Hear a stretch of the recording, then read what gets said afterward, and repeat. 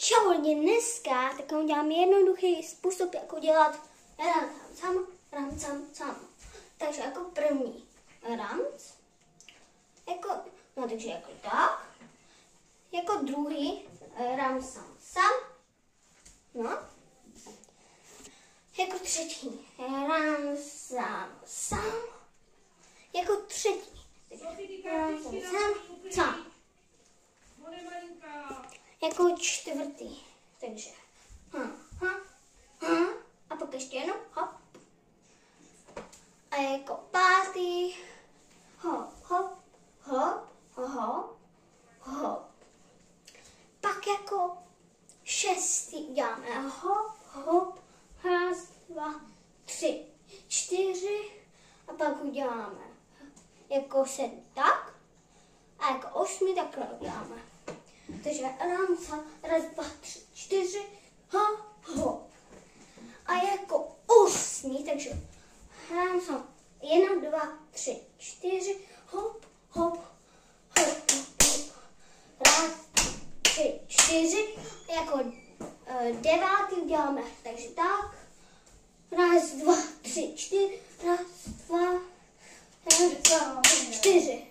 A pak uděláme raz, dva, tři, čtyři, takže jakože raz, dva, tři, čtyři, hop.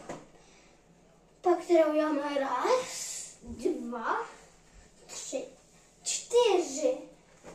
A takže máme teďka, a jako devátý uděláme teda hop, raz, dva, tři, čtyři, raz, dva, tři, čtyři, raz, dva, tři, čtyři. Jako pak uděláme jedna a dva, tři a čtyři.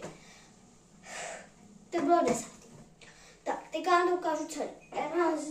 Raz, dva, tři, čtyři, pět, šest, sedm, osm. Pak teda hop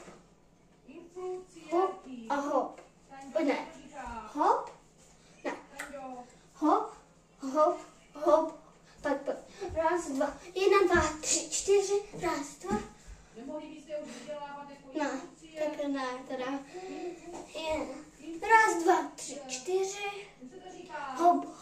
Raz, dva, tři, čtyři. Jedna, dva, tři, čtyři. Tak to bylo všechno. Dejte 20 lajků, aby jsem udělala další pár. Čau.